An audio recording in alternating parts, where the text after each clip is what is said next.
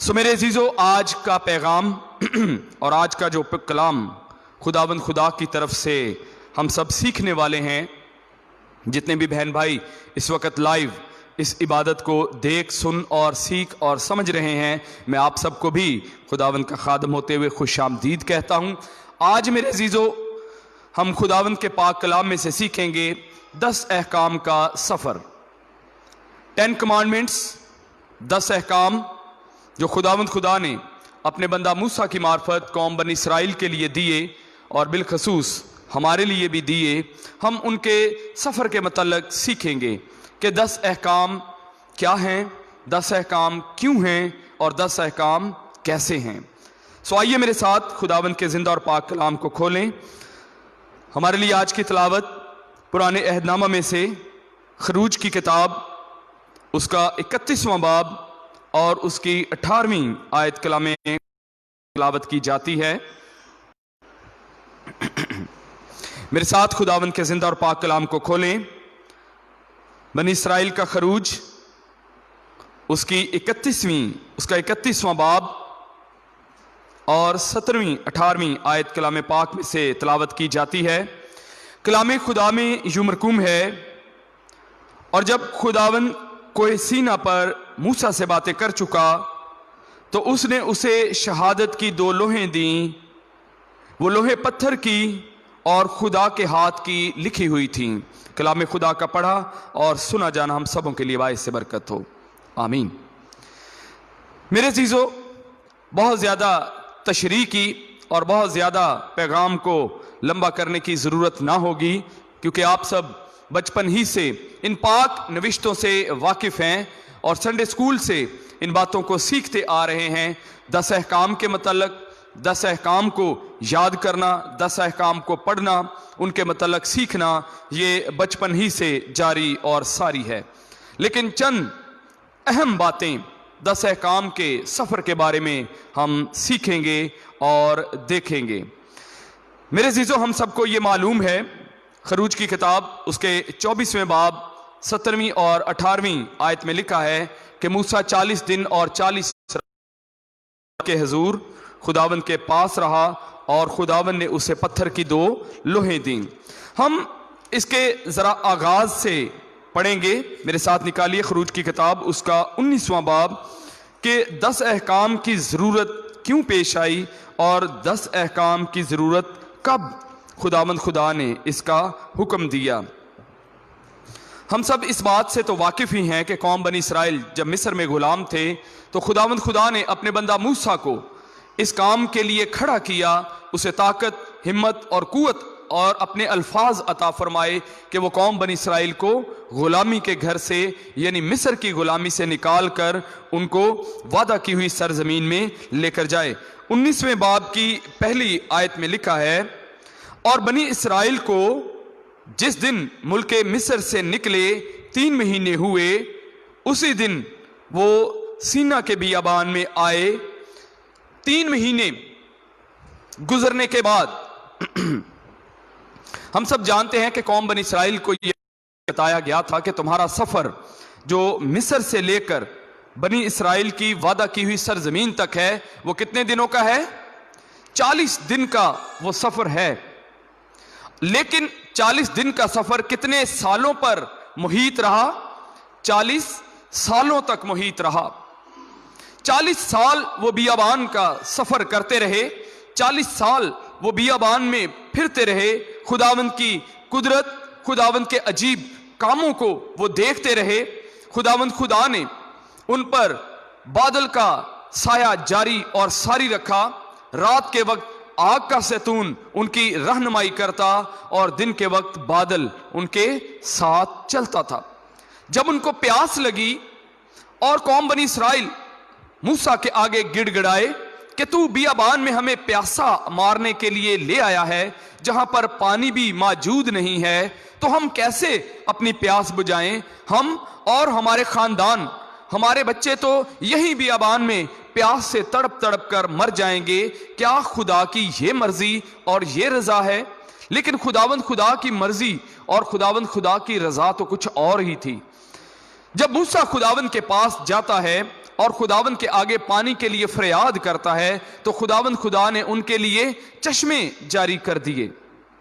پھر بیابان کے سفر میں جب قوم بنی اسرائیل کو بھوک لگی تب پھر وہ موسیٰ کے آگے رونے اور گڑ گڑانے لگے کہ کیا تو بیابان میں ہمیں بھوکا مارنے کے لیے لے آیا ہے؟ کیا خدا کی یہ مرضی ہے کہ ہم یہاں بغیر سبزی کھائے مر جائیں، بغیر روٹی کے مر جائیں؟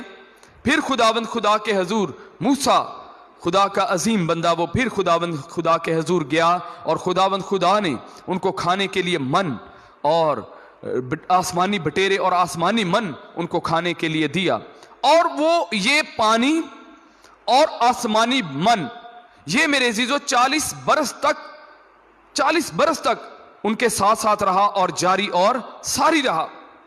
40 سال کا عرصہ کوئی چھوٹا عرصہ نہیں ہوتا، 40 سال کا عرصہ بہت بڑا عرصہ ہوتا ہے، اور لگ بھگ اگر ہم کہیں تو ہماری عمر کا آدھا حصہ ہو سکتا ہے۔ اتنی بڑی مدت اور اتنے بڑے ایام میں 40 برس میں خداوند خدا کے پاک کلام میں لکھا ہے کہ نہ تو ان کے کپڑے پرانے ہوئے، نہ ان کے کپڑے پھٹے، اور نہ ہی ان کی جوتیاں پرانی ہوئیں، نہ ان کی جوتیاں ٹوٹیں۔ ہر کچھ قائم اور دائم رہا۔ فرق کس چیز کو پڑا؟ صرف انسان کی عمر کو۔ انسان اس کی عمر بڑھتی گئی اور بہت سارے آدمی اپنے وقت مقررہ پر مرتے رہے اور قوم میں دفناتے رہے۔ اب وعدہ کی ہوئی سرزمین میں وہاں پر جاتے ہوئے ایک سفر جاری ہے، اور وہاں پر جاتے ہوئے جو جوان ہیں وہ بھی مرنے لگے۔ بہت بڑی بڑی مصیبتیں بھی انہوں نے اس بیابانی سفر میں دیکھیں، کاٹنے والے سانپ دیکھے، پھر موسیٰ نے پیتل کا سانپ خداوند کے کہنے پر بنایا، اور جن لوگوں نے اس سانپ پر نظر کی وہ بچ گئے۔ جب قوم بنی اسرائیل خداوند کے حضور گڑ گڑاتی رہی، خداوند کے نام پر انہوں نے کفر بکا، تب خداوند نے ان کو سزا دی اور سزا بھیجی۔ پھر خداوند خدا نے اس بیابانی سفر میں جو 40 دن کا تھا، یہاں پر ہم دیکھتے ہیں کہ جب 3 مہینے پورے ہو گئے تو کو اپنے پاس بلانے کے لیے اسے دعوت دی اور کہا کہ تو پہاڑ پر میرے پاس آ، اور میں تجھے وہ آئین اور وہ احکامات دوں گا جو میں نے اس قوم کے لیے اور تمہارے لیے لکھے ہیں۔ میرے ساتھ نکالیے خروج کی کتاب اس کا 20واں باب۔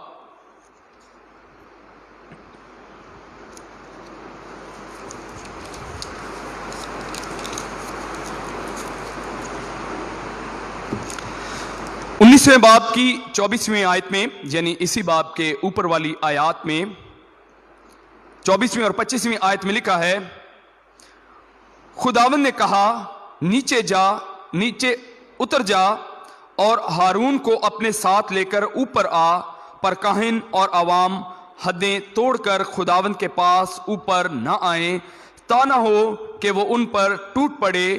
چنانچہ موسیٰ نیچے اتر کر لوگوں کے پاس گیا اور یہ باتیں ان کو بتائیں۔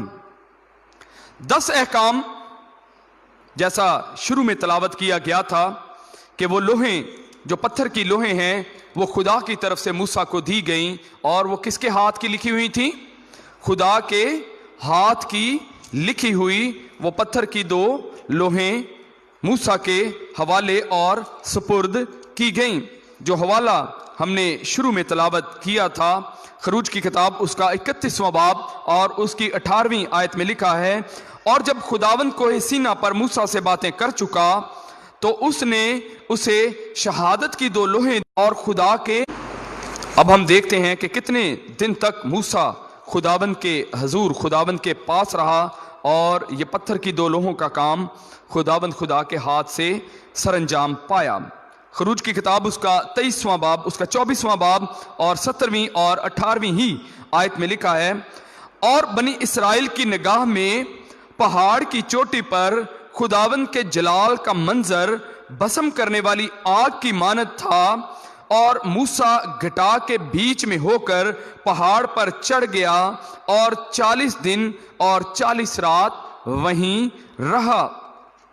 جب 40 دن اور 40 رات کا یہ سارا سفر ختم ہوتا ہے تو خداوند خدا پتھر کی وہ دو لوہیں جو خدا کے ہاتھ کی لکھی ہوئی تھیں وہ موسیٰ کو اس کے سپرد کرتا ہے۔ آئیے ہم 10 احکام کے متعلق خداوند کے پاک کلام میں سے پڑھتے ہیں۔ آپ سب گنتے بھی جائیے گا، سیکھتے بھی جائیے گا، سنتے بھی جائیے گا اور سمجھتے بھی جائیے گا۔ لیکن اس بات کو ضرور یاد رکھیے گا کہ یہ پتھر کی لوہیں ایک نہیں ہیں بلکہ 2 ہیں، اور 2 یہ کیوں ہیں؟ کیونکہ پتھر کی ایک لوح وہ خدا کے اور انسان کے مابین جو قوانین ہیں ان کے بارے میں اس پر تحریر کیا گیا ہے، اور پتھر کی جو دوسری لوح ہے، جو پتھر کی دوسری سلیٹ ہے، اس پر انسان سے انسان کے جو احکامات قوانین ہیں ان کو بیان کیا گیا ہے۔ خداوند خدا تو میرے عزیزو ایک ہی پتھر کی لوح پر بھی 10 احکام تحریر کر سکتا تھا۔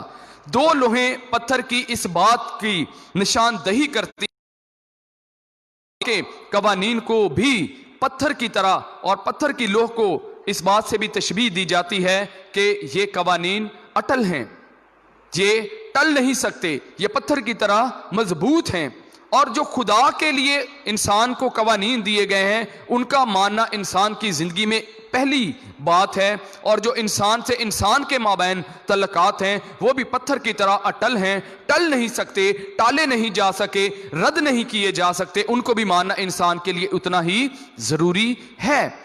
یہ انسان کی جسمانی اور روحانی دونوں حالتوں کو بھی پتھر کی یہ دونوں لوہیں بیان کرتی ہیں۔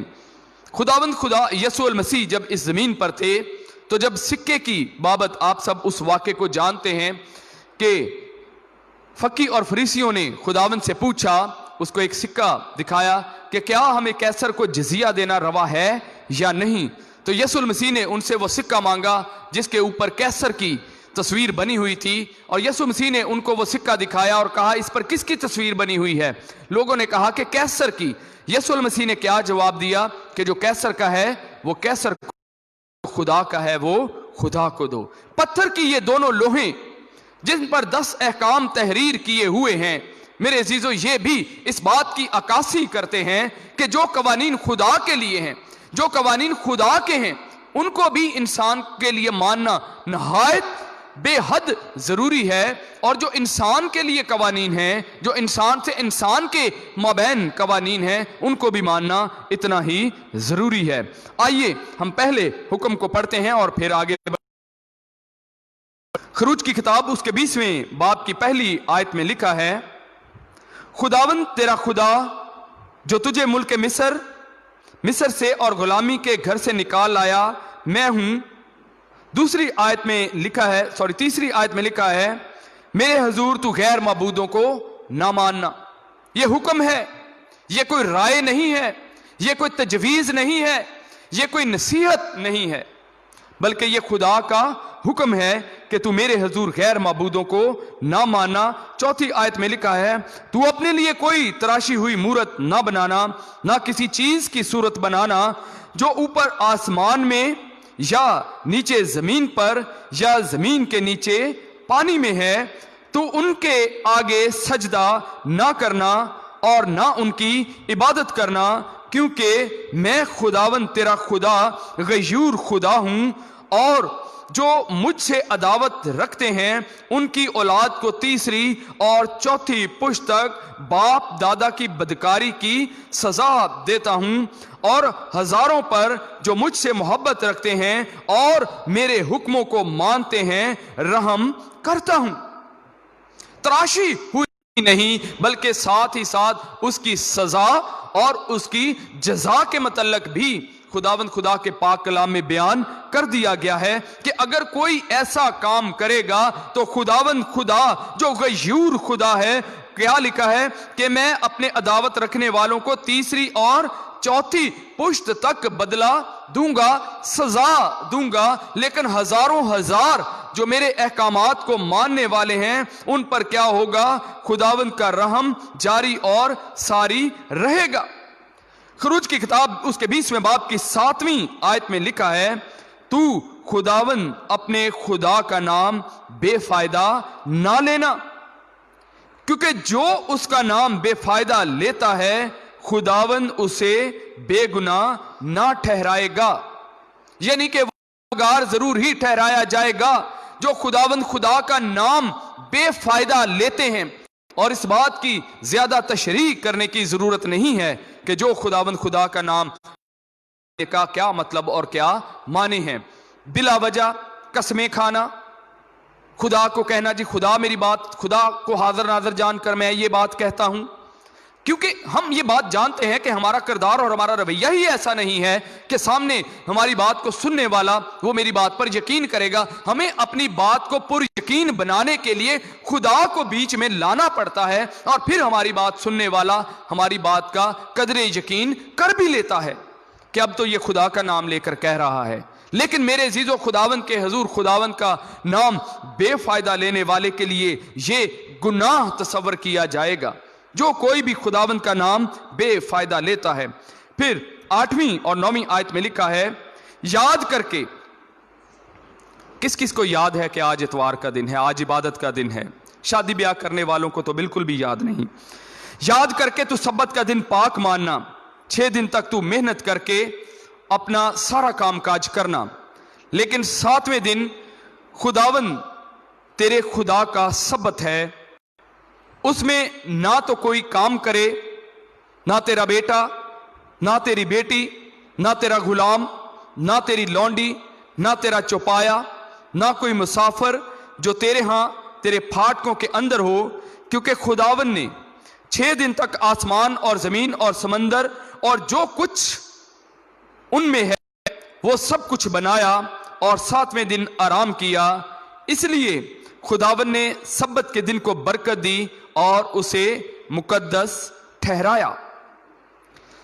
میرے عزیزو، 6 دن خداوند خدا نے کام کاج کے لیے عطا کیے ہیں، اور میرا خیال ہے کہ 6 دن انسان کام کاج کرے، اور اگر 7ویں دن بھی کام کرے، 7ویں دن بھی محنت مزدوری کرے، تو کیا اس کی محنت مزدوری میں کتنا کو فرق پڑ جائے گا؟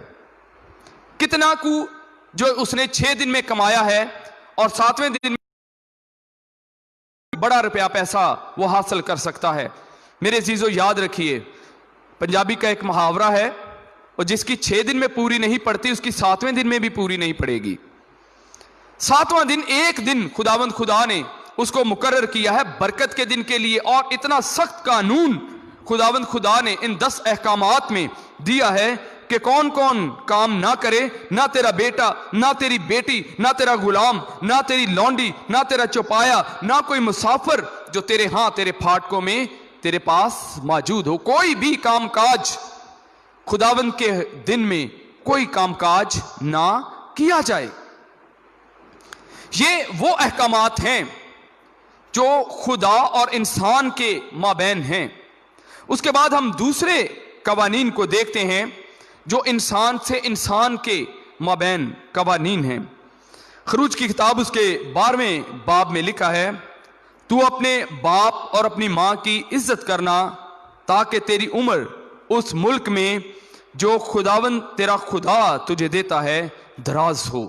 یاد رکھیے، پتھر کی 2 لوہیں ہیں، آپ سن چکے ہیں۔ پہلی لو خدا کے قوانین ہیں، دوسری لو انسان کے قوانین ہیں، انسان کے مابین۔ اور جو انسان کے مابین انسان کے قوانین ہیں، اس میں سب سے پہلا قانون ہی اس بات کا دیا گیا ہے کہ کس کی عزت کرنی ہے؟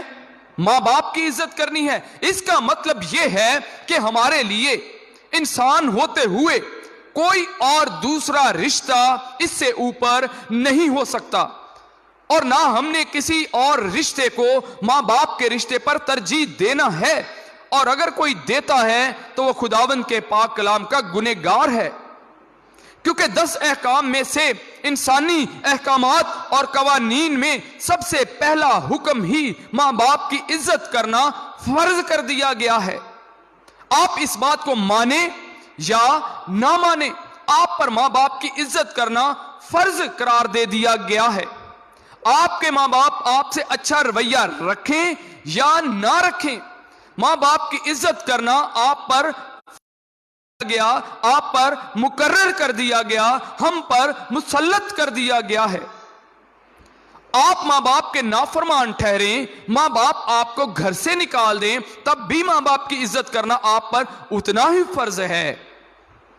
اگر ماں باپ آپ سے اچھا رویہ نہ بھی رکھیں تو بھی ماں باپ کی عزت کرنا ہم پر فرض ہے, کیونکہ انسانی احکامات, قوانین, پتھر کی دوسری لوح کا پہلا قانون ہی یہ ہے کہ اپنے ماں باپ کی عزت کرنا.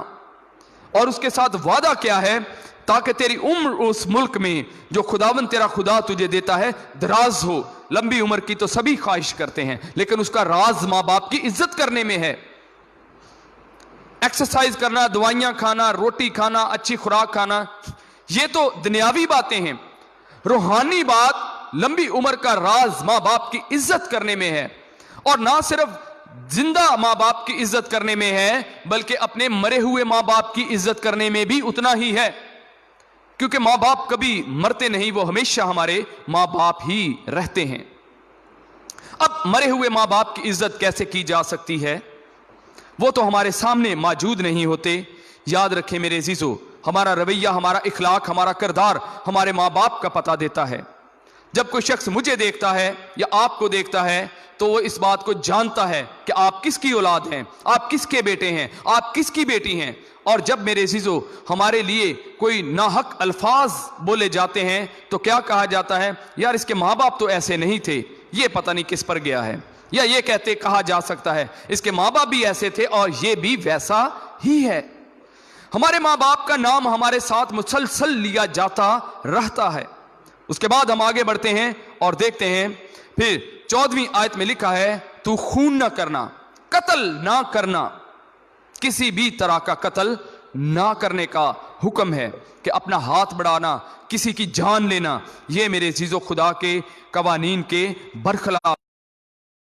14ویں آیت میں لکھا ہے تو زنا نہ کرنا, اس بارے میں بھی آپ کو علم اور معلوم ہی ہے, یہ بھی خدا کا حکم ہے کہ ایسا بھی نہیں کرنا. پھر اس کے بعد لکھا ہے 15ویں آیت میں تو چوری نہ کرنا. چوری کرنا صرف چیزیں چرانے کی چوری ہی چوری نہیں ہوتی, بلکہ کسی کے الفاظ چرا لینا بھی چوری ہے, کسی کی باتیں چرا لینا بھی چوری ہے, اور کسی کی بات کو چھپا لینا یہ بھی چوری ہے. خدا کے کلام کو دوسروں تک نہ پہنچانا, صرف اپنے تک محفوظ رکھنا. میرے عزیزو اب وہ وقت اور موقع ہے کہ ہم خدا کے ان 10 احکامات کو دوبارہ سے اس کی ریویژن کریں. اس کو سیکھنے کی ضرورت ہے کہ خداوند خدا کا پاک کلام ہمیں کس کس معنی میں منع کرتا ہے, کن باتوں سے خداوند کا کلام ہمیں منع کرتا ہے. اور اب ہم پہنچے ہیں چوری نہ کرنا. چوری کرنے کے لیے بہت ساری چوری کی اقسام ہیں, جن میں سے چند ایک میں نے بتائی بھی ہیں, اور آپ سب تو اس کی اور بھی زیادہ بہتر تشریح کر سکتے ہیں جتنے بھی سننے والے ہیں کہ کون کون سی چیز ہم نے آج تک کیسے کیسے چرائی ہے. اس کے بعد 16ویں آیت میں لکھا ہے تو اپنے پڑوسی کے خلاف جھوٹی گواہی نہ دینا. جھوٹی گواہی سے منع کیا گیا ہے, سچی گواہی سے منع نہیں کیا گیا. سچائی پر, عدل پر, انصاف پر قائم رہنے سے منع نہیں کیا گیا. جھوٹی گواہی دینے سے منع کیا گیا ہے, جھوٹ بولنے سے منع کیا گیا ہے, جھوٹا بننے سے منع کیا گیا ہے, جھوٹا قرار پانے سے منع کیا گیا ہے, کسی کے لیے جھوٹ بولنا منع کیا گیا ہے, اپنے لیے جھوٹ بولنا منع ہے. جھوٹ جھوٹ جھوٹ جھوٹ ہی ہوتا ہے. اور جھوٹ خداوند کے پاک کلام میں لکھا ہے کہ جھوٹ کا باپ کون ہے؟ ابلیس. جو ابلیس ہے اسے جھوٹ کا اور جھوٹوں کا باپ قرار دیا گیا ہے. اور اگر ہم جھوٹ بولتے ہیں تو پھر ہم کس کے فرزند ٹھہرتے ہیں؟ ابلیس کے فرزند ٹھہرتے اور بنتے, اور خود اپنے آپ کو بنا لیتے ہیں. اب کہتے ہیں جی جھوٹ بولنا تو مجبوری بھی بن جاتی ہے, کسی کے فائدے کے لیے جھوٹ بولا جائے تو وہ جھوٹ نہیں ہوتا. یاد رکھیے جھوٹ ہمیشہ جھوٹ ہی رہتا ہے. اب کہتے ہیں جی بہانہ لگا دینا, یہ جھوٹ نہیں ہے. یاد رکھیے بہانہ لگانا بھی جھوٹ ہی ہے. کسی کو یہ کہہ دینا کہ وہ میں اب بتا دیں باہر جا کر جی میں گھر نہیں ہوں, یہ بھی جھوٹ ہی ہے. جھوٹ ہمیشہ جھوٹ ہی رہتا ہے اور جھوٹ ہمیشہ جھوٹ ہی ہوتا ہے, اور جھوٹا آدمی ہمیشہ ابلیس کے قریب ہو جاتا ہے. پھر آگے 18ویں آیت میں لکھا ہے تو اپنے پڑوسی کے گھر کا لالچ نہ کرنا. تو اپنے پڑوسی کی بیوی کا لالچ نہ کرنا, نہ اس کے غلام کا, اور اس کی لونڈی, اور اس کے بیل, اور اس کے گدھے کا اور نہ اپنے پڑوسی کی کسی اور چیز کا لالچ کرنا۔ لالچ میرے عزیزو اتنی بری بلا ہے جس کے متعلق ہم اسکولوں میں بھی سیکھتے رہے ہیں کہ لالچ بری بلا ہے، لیکن لالچ ایک ایسا عنصر، ایک ایسی سوچ ہے جو بغیر سوچے سمجھے انسان کے مائنڈ میں، اس کے ذہن میں آ جاتی ہے۔ اور لالچ کو میرے عزیزو خداوند کے پاک کلام میں عبرانی لفظ جو استعمال کیا گیا ہے وہ میمن کیا گیا ہے، جس کا مطلب ہے بت یا بت پرستی۔ لالچ کو بت پرستی کے ساتھ خداوند کے پاک کلام میں تشبیہ دی گئی ہے کہ لالچ کرنا اتنی بری بلا ہے، اسی لیے اس کو بلا کا نام بھی دیا گیا، کیونکہ لالچ جو ہے یہ برائی کا دیوتا ہے، اور جب ہم لالچ کرتے ہیں تو برائی کے اس دیوتا، اس میمن کے آگے جھکتے ہیں یا اس کے تابع ہو جاتے ہیں، شاید کچھ دیر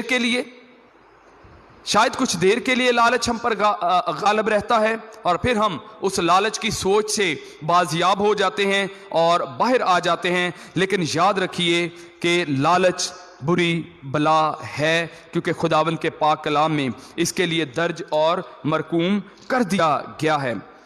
جب پتھر کی یہ دو لوہیں کا بندہ موسیٰ پہاڑ پر سے لے کر نیچے اترتا ہے تو ہم دیکھتے ہیں کہ قوم بنی اسرائیل نے کیا کیا۔ قوم بنی اسرائیل نے کہا کہ ہم یہ نہیں جانتے کہ خدا کے بندہ موسیٰ کے ساتھ کیا ہوا، اور ہم یہ بھی نہیں جانتے کہ وہ واپس آئے گا یا نہیں، تو انہوں نے ہارون سے کہا کہ تو ہمارے لیے کیا کر، تو ہمارے لیے بچڑا بنا دے۔ اور جب وہ بچڑا انہوں نے بنا دیا تو جب موسیٰ پہاڑ پر سے نیچے اترا تو اس نے دیکھا کہ قوم نے کیا کیا ہے، بچڑا بنا لیا ہے، اور موسیٰ غضبناک ہوا اور اس نے غصے میں آ کر پتھر کی ان دو پہاڑ کے نیچے توڑ دیا۔ خداوند کے پاک کلام میں تو لکھا ہے کہ جب خداوند موسیٰ سے باتیں کر چکا تو اس نے شہادت کی دو لوہیں جو پتھر کی اور خدا کے ہاتھ کی لکھی ہوئی تھیں وہ موسیٰ کے سپرد کی۔ اب پتھر کی ان دو لوہوں کو جب موسیٰ پہاڑ پر سے لے کر نیچے آتا ہے اور دیکھتا ہے کہ قوم نے اپنے لیے بچڑا بنا لیا ہے، تو موسیٰ غضبناک ہو کر ان پتھر کی دو لوہوں کو توڑ دیتا ہے۔ خیر ہم آگے چل کر اس حوالے کو بھی دیکھیں گے۔ 32ویں باب کی 19ویں آیت میں یہ لکھا گیا ہے، خروج کی کتاب اس کا 32واں باب اور اس کی 19ویں آیت میں آپ سب کے لیے پڑھوں گا۔ خداوند کے پاک کلام میں لکھا ہے، تب موسیٰ کا غضب بھڑکا اور اس نے ان لوہوں کو اپنے ہاتھ میں سے پٹک دیا اور ان کو پہاڑ کے نیچے توڑ ڈالا۔ اب خدا کے احکامات، خدا کے قوانین جو موسیٰ کو کوہ سینا پر دیے گئے تھے، جو پتھر کی لوہیں خدا کے ہاتھ سے تیار کی گئیں، خدا کے ہاتھ سے لکھی گئی تھیں، وہ کس کے گناہ کے نتیجے میں توڑی گئیں؟ انسان کے گناہ کے نتیجے میں توڑی گئیں۔ کیونکہ انسان نے کیا کیا کہ اپنے لیے بچڑا بنایا اور بچڑے کی پرستش کرنے لگے۔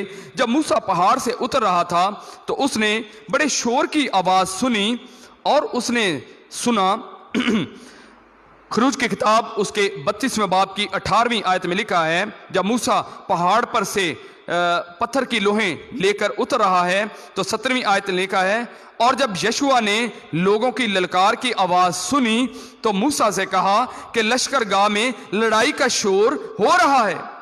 18ویں آیت میں لکھا ہے، موسیٰ نے کہا یہ آواز نہ تو فتح مندوں کا نعرہ ہے نہ مغلوبیوں کی فریاد، بلکہ مجھے تو یہ گانے والوں کی آواز سنائی دیتی ہے۔ اور لشکر گاہ کے نزدیک آ کر اس نے وہ بچڑا اور ان کا ناچنا دیکھا، اور اس کے بعد اس نے پتھر کی وہ دو لوہیں غصے میں آ کر نیچے پھینک دیں اور وہ دونوں لوہیں ٹوٹ گئیں۔ لیکن موسیٰ کو اس کے لیے ان کی قیمت ادا کرنا پڑی۔ یاد رکھیے خداوند خدا کے خادمین وہ آپ کے لیے دعا میں وقت گزارتے ہیں، لیکن اگر ہم ہی خدا کے کلام سے، خدا کی باتوں سے، اس کے احکامات سے منحرف رہیں گے تو اس کی قیمت بھی ہمیں ادا کرنی پڑتی ہے۔ پھر خداوند خدا نے اس جو ان کو قیمت ادا کرنا پڑی ہے، میرے ساتھ نکال لیجئے خروج کی کتاب اس کے 32ویں باب کی 31ویں آیت میں لکھا ہے، اور موسیٰ خداوند کے پاس لوٹ کر گیا اور کہنے لگا، ہائے ان لوگوں نے بڑا گناہ کیا کہ اپنے لیے سونے کا دیوتا بنایا، اور اب اگر تو ان کا گناہ معاف کر دے تو خیر، ورنہ میرا نام اس کتاب میں سے جو تو نے لکھی ہے مٹا دے۔ اتنی بڑی قیمت کہ کتاب حیات میں سے اپنا نام خارج کر دینے کی درخواست، میرے عزیزو، انسان گناہ کے لیے کفارہ دینا انتہائی ضروری ہے۔ یسوع المسیح نے اپنے پاک اور بے عیب گناہ کا کفارہ ہمارے گناہ کے لیے، ہمارے گناہوں کے لیے دیا تاکہ ہم ہمیشہ کی زندگی کے وارث بن سکیں۔ اب ہمیں اپنی خواہشات کو، ان خواہشات کو جو خداوند کے کلام کے برخلاف ہیں، ان کو خداوند کے حضور قربان کرنے کی ضرورت ہے۔ اپنی بد اخلاقیوں کو خداوند کے حضور قربان کر دینے کی ضرورت ہے، چھوڑ دینے کی ضرورت ہے، انکار کر دینے کی ضرورت ہے، اور اپنے اپنے گناہ کا اقرار کر کے خداوند کے پاس سچے بن کر اس کے لائق فرزند بننے کی ضرورت ہے تاکہ ہم پر بھی ایسا گناہ آن نہ پڑے۔ اتنی بڑی قیمت خداوند کے حضور ادا کرنے کی خواہش ہے، لیکن خداوند نے کیا کہا؟ اور خداوند نے موسیٰ سے کہا، جس نے میرا گناہ کیا ہے میں اسی کے نام کو اپنی کتاب سے مٹاؤں گا۔ یاد رکھیے، جو خداوند خدا کے احکامات کی پابندی نہیں کرتے، جو خداوند خدا کے تعلیم کو نہیں مانتے، ان پر یہ گناہ مسلط کر دیا جاتا ہے۔ خداوند کے پاک کلام میں لکھا ہے، اب تو روانہ ہو اور لوگوں کو اس جگہ لے جا جو میں نے تجھے بتائی ہے۔ دیکھ میرا فرشتہ تیرے آگے آگے چلے گا، لیکن میں اپنے مطالبے کے دن ان کو ان کے گناہ کی سزا دوں گا۔ اور خداوند نے ان لوگوں میں مری بھیجی کیونکہ وہ بچڑا ہارون نے بنایا اور وہ انہی کا بنوایا ہوا تھا۔ جس کے کہنے پر گناہ کیا جاتا ہے وہ بھی گناہ گار، جس نے گناہ کیا وہ بھی گناہ گار۔ پھر ہم دیکھتے ہیں کہ خداوند خدا نے پھر موسیٰ کو اپنے پاس پھر پہاڑ پر بلایا، اور خداوند خدا نے اس کو کہا کہ تو کیا کر، پھر سے اپنے لیے پتھر کی 2 لوہیں تیار کرنا۔ خروج کی کتاب اس کے 34ویں باب کی پہلی آیت میرے ساتھ نکالیے۔